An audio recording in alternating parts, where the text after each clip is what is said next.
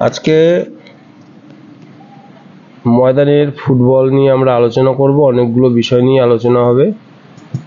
তো আইএসএল শুরু হয়ে গেছে, ইতিমধ্যে মোহনবাগান ইস্টবেঙ্গল এর খেলা হয়ে গেছে, আজকে মানে মোহামেডানের খেলা আছে।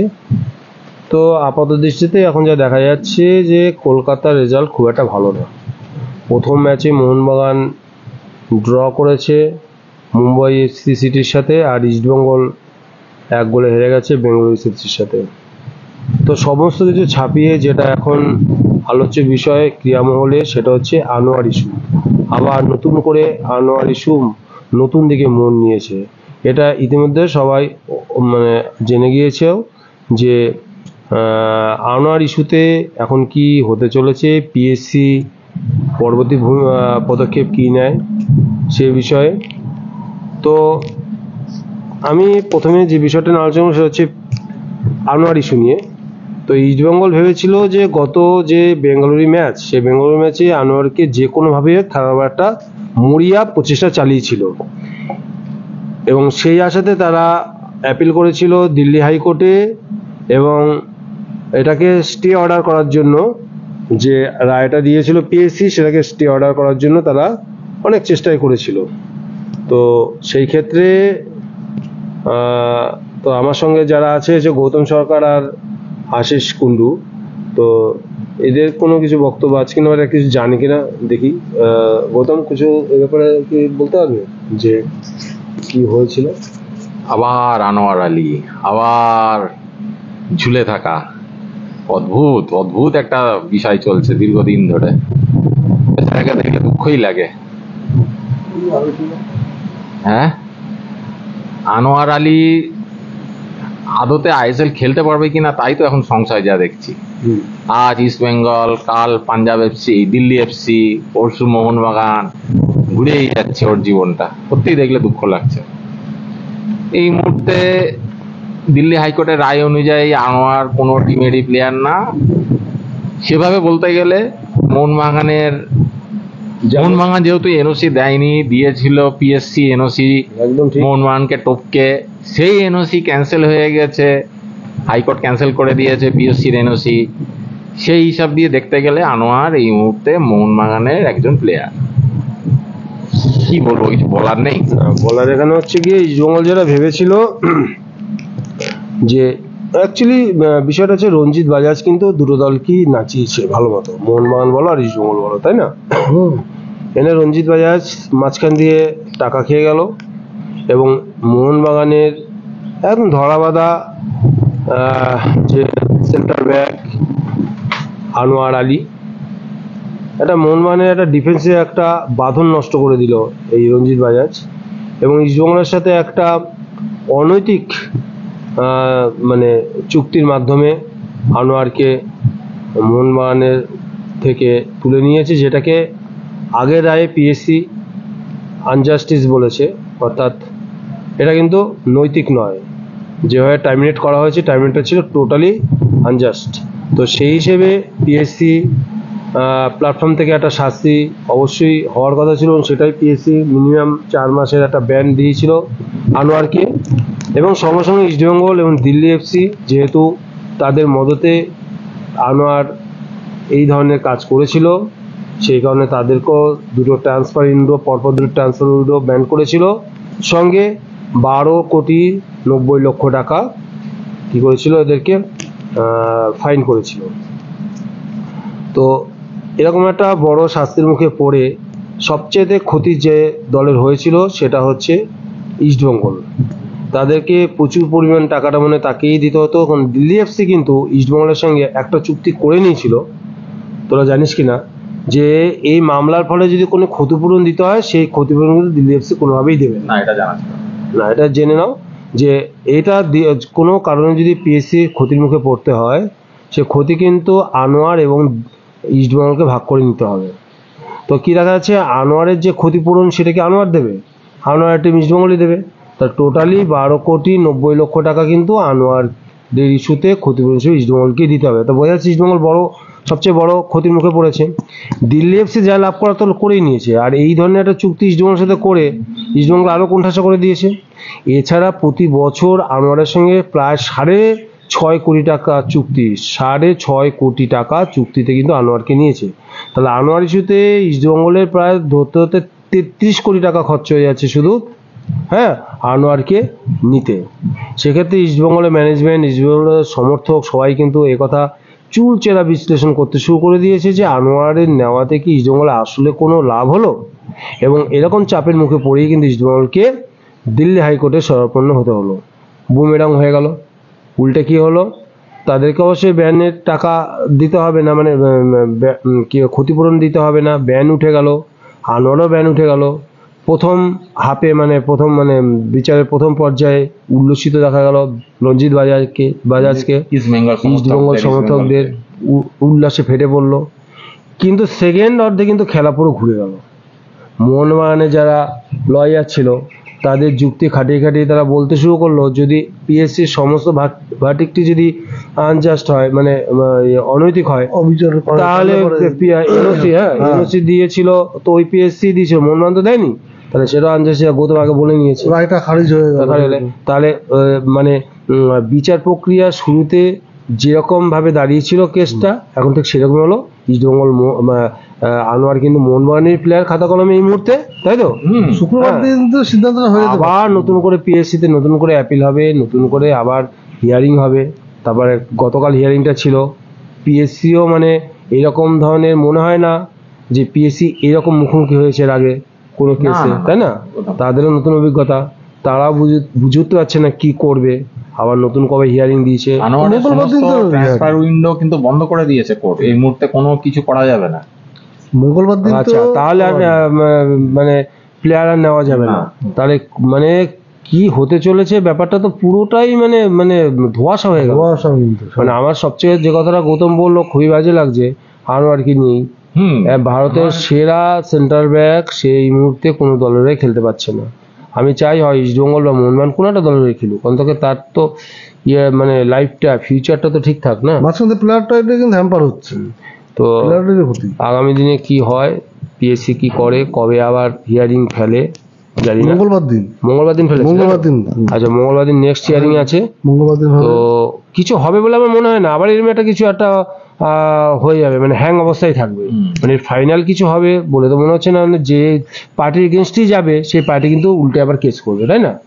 সে কেস কত জায়গা আছে, তাই না? অ্যাপিল কমিটি, সেটা নাহলে আবার কোনো হাইকোর্ট, সেটা নাহলে আবার সেই ফিফায় কেস করবে।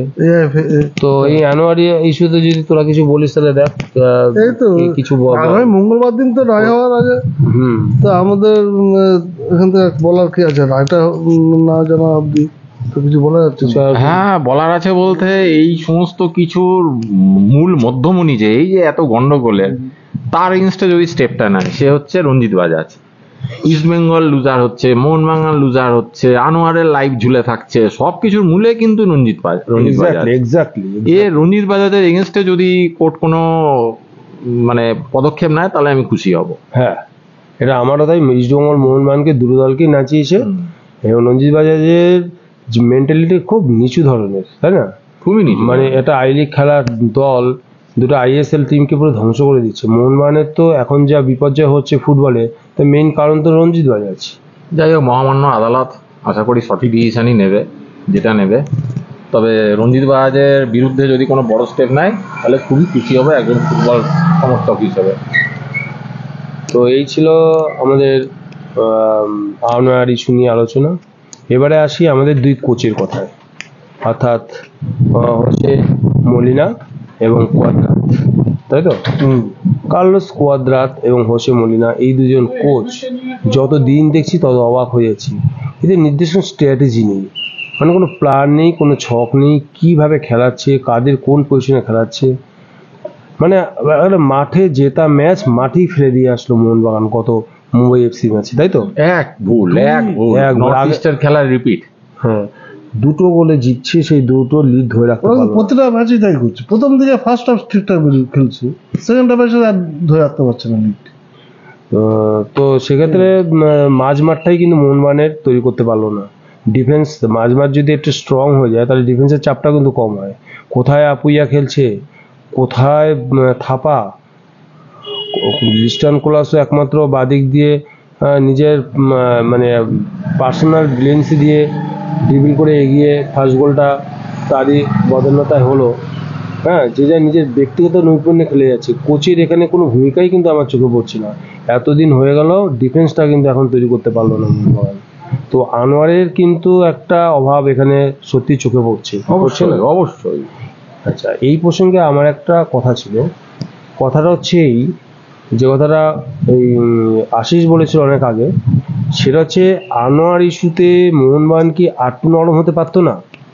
আনোয়ার তো লোনে খেলছিল 27 সাল পর্যন্ত, মানে মোহনবাগানে কিন্তু ডাইরেক্ট প্লেয়ার না, তখন সে ছিল দিল্লি এফসির প্লেয়ার, তাই তো? তো আনোয়ার এবছরের শুরুতেই যেটা বলেছিল, তার বক্তব্য ছিল যে মোহনবাগানকে বলেছিল, ম্যানেজমেন্টকে বলেছিল যে আমাদের যাক নিজেদের মধ্যে একটা সেটেলমেন্ট করে আমাকে পার্মানেন্ট মোহনবাগান প্লেয়ার করে নিতে, হয়তো 2 কোটি 2.5 কোটি হয়তো পড়তো পার ইয়ার, তাই না? হ্যাঁ, তা সেটা না করে মোহনবাগান ম্যানেজমেন্ট আমি তো মনে করি এটা ঠিক করেনি। আনোয়ার মাত্র প্লেয়ারের সাথে কিন্তু 2-2.5 কোটির কিন্তু একটা বা 3 কোটির একটা কিন্তু পাকাপাকি একটা ডিল কিন্তু করতেই পারতো। সেক্ষেত্রে ইস্টবেঙ্গল কি এতই বোকা যে সেটা আনোয়ার বললেও এই কথাটা আগেও আলোচনা হয়েছে। আমার মনে হয় সেই ক্ষেত্রেও রঞ্জিত বাজাজ কোনো কিছু ব্যাগড়া দিয়েছিল, মোহনবাগানেরও তো লাভ ছিল আনোয়ারকে যদি পার্মানেন্ট প্লেয়ার। না, এই ক্ষেত্রে আমার মনে হয় মেল দিয়েছে, মোহনবাগানকে আনোয়ার মেল দিয়েছে, এবং সেটা তো অফিসিয়ালি না, দিয়ে বলেছিল যে পার্মানেন্ট প্লেয়ার করতে, আমি লোন থেকে বেরিয়ে আসবো। সেক্ষেত্রে রঞ্জিত বাজাজ একটা টাকা চাইতো তাদের সাথে, যেহেতু কন্ট্রাক্টে ছিল। হ্যাঁ, সে তাদেরকে রিলিজ করার জন্য একটা বড় ধরনের টাকা, রঞ্জিত বাজাজের যা চরিত্র সেটা সে টাকাটা দিত 2-2.5 কোটি টাকা ছিল। সেটা তো আমরা অনুমান করে বলছি, রঞ্জিত কত চাইতো না, 2-2.5 কোটি টাকা ছিল। চাইতো কি, নিজের সময় চাইলে হবে না তো? রঞ্জিত বাজাজের পোষণটা দিয়ে দিত, সদিচ্ছাটা থাকতে হতো না মোহনবাগান। না, মোহনবাগান কি করতো, রঞ্জিত বাজাজের যে প্রাপ্য টাকাটা দিয়ে দিত, তারপর সে তো কন্ট্যাক্ট করে নিত 3-4 বছর, তাই না? সেটা করা উচিত, সেটা কিন্তু মোহনবাগান যেটা করলো, ভাবলো লোনে যখন 27 সাল পর্যন্ত কমে 1 কোটি 30 লক্ষ টাকা যখন পাচ্ছি, কারণ তাকে বেশি টাকা দিতে যাবো, ঠিক আছে? এইটা করতে গিয়ে কিন্তু কথাবার্তা বলতো, এখানে রঞ্জিতে আসতেই পারতো না। এই জায়গায় রঞ্জিতকে তার প্রাপ্য টাকা দিয়ে রিলিজ অর্ডার তো তাকে দিতে হতো, দিয়ে দিত না, তার প্রাপ্য টাকা সেটার কত টাকা ছিল আমরা তো জানি না। এই প্রসঙ্গে তো মোহনবাগান রাজি হলো না, তো এটা পরের কথা। মোহনবাগান রাজি হবে তারপর, এটা মোহনবাগান রাজি হয়নি, তারপর তো নেক্সট স্টেপ, তাই না? তাতে যদি মোহনবাগান রাজি হয়ে যেত তাহলে কিন্তু আনোয়ারের কিছু বলার ছিল না। হ্যাঁ, তখন তার সবকিছু তাই তো ওপেন হয়ে, তাহলে মোহনবাগান কিছু বলার, আনোয়ারের কিছু বলার ছিল না। আনোয়ারের জন্য খারাপ লাগছে, না তার জন্য খারাপ লাগছে। আমি কিন্তু এই ক্ষেত্রে মোহনবাগান ম্যানেজমেন্টের অনেকটা দুর্বল, মোহনবাগান ম্যানেজমেন্টের দোষ আছে, কারণ তাকে কিন্তু নিজের প্লেয়ার করে নেওয়া উচিত। যেটা বলেছে ন্যায্য কথাই বলেছিল, আর সেই সুযোগটা কাজে লাগিয়েছে ইস্টবেঙ্গল, মানে বড় ক্ষতি স্বীকার করে, মানে পার ইয়ার 6.5 কোটি, যে প্লেয়ারকে 6.5 কোটি 1 বছর দিতে যাচ্ছে, মোহনবাগান 2.5-3 কোটিতে তার সাথে চুক্তি করতে পারলো না, তাহলে মোহনবাগানের ডিফেন্স নিয়ে এত হতো না। মলিনা কালকে এই কথা বলেছে, তো তাকে কোনো ডিফেন্স নিয়ে চিন্তাই করতে হতো না মলিনা কিন্তু কালকে এই কথা বলেছে। কি বলেছে? যে আমার আনোয়ারকে চাই, কালকে বলেই দিয়েছে মোহনবাগান ম্যানেজমেন্টকে, আনোয়ারকে আমার চাই। ওর সাবস্টিটিউট হিসেবে যাকে এখন খেলাচ্ছে, তার সাবস্টিটিউট হতে পারে না, অনেক চেষ্টা করছে তো, পারছে না। যেভাবে বলগুলো যেভাবে তাকিয়ে দেখছে, আশিস রায় থেকে শুরু করে থাপা, তাদের সামনে দিয়ে যেভাবে বলটাকে কাট করে বেরিয়ে যাচ্ছে ওদের বিপিন, মানে চোখে দেখিয়ে দিচ্ছে মোহনবাগানের ডিফেন্স, একদম হাত চোখে আঙুল দিয়ে দেখিয়ে দিচ্ছে ডিফেন্সের গলতটা কোথায়। তাহলে ঠিক আছে, আমি পরবর্তী একটা ভিডিওতে আমি দেখাবো যে প্রত্যেকটা স্টেপে মোহনবাগানের প্রতিটা প্লেয়ারকে কিভাবে ওভারটেক করে বেরিয়ে যাচ্ছে মুম্বাই এফসি প্লেয়ার, যেখানে 2 মিনিটের মাথায় মোহনবাগান গোল যেটা খেলো পুরোপুরি ডিফেন্সের দোষ না, যেভাবে ওখানে থাপা পুরো একেবারে বিট হয়ে গেল, মানে দৌড়ালোই না, পেছনে আশিসরাই দাঁড়িয়ে গেল, মানে কোনো চেষ্টাই নেই ওই প্লেয়ারকে ঠেকাবার। যতক্ষণ রড্রিগেজ ছিল মোহনবাগানের ডিফেন্সটা একটু মনে হচ্ছিল ঠিক আছে, চোট খেয়ে বেরিয়ে গেল রড্রিগে, সত্যিকাল রড্রিগে একদম। আলবার্টো কিন্তু সত্যিকালকে ভালো খেলেছে, ও ছিল বলে মোহনবাগানের ডিফেন্স কিন্তু তবু একটু মানে ডিফেন্সিভ দেখিয়েছে। যে ও বেরিয়ে যাবার আলরেড নামার পরে মোহনবাগানের ডিফেন্স তো অথৈচ মানে কে কোথায় খেলছে তার কোনো মানে কোনো দিশাই নেই, মানে ঝড়ের মধ্যে নৌকো পড়ে গেলে যেমন দিশাহারা হয়ে যায়, ঠিক সেরকম। মোহনবাগানের কপাল ভালো যে কালকে ম্যাচটা ড্র রাখতে পেরেছে, মানে শনিবারের ম্যাচটা। আর যদি আমরা আসি গতকালের ম্যাচে ইস্টবেঙ্গল, ইস্টবেঙ্গলের ম্যাচ, তা ইস্টবেঙ্গলের ম্যাচ দেখে আমি একটাই বলবো, কুয়াদ্রাত কপালটা খারাপ খুব একটা। যতই বল কোচ হিসাবে কিন্তু কোন টিমেরই আমার ভালো লাগছে না। ভালো লাগছে না, ঠিক আছে, কিন্তু না মোহনবাগানের কোচ সঠিকভাবে তার স্ট্র্যাটেজি প্রতিফলন করতে পারছে খেলার ঠিক উপর, সময় প্ল্যান নামানো, না ইস্টবেঙ্গলের কোচ সঠিকভাবে প্রতিফলন করা, প্লেয়ার চেঞ্জ করা। কালকে বেঙ্গালুরু এফসির সাথে ইস্টবেঙ্গলের যে খেলাটা দেখলাম, গোলটা খেয়েছে কত মিনিট হবে আমার ঠিক খেয়াল নেই, ওই 27-28 মিনিটে তো হবে, দেখতে হবে 30 মিনিটের মধ্যে, জানি না। হ্যাঁ তার মধ্যে খেয়েছে গোলটা, না তার একটু আগে খেয়েছে।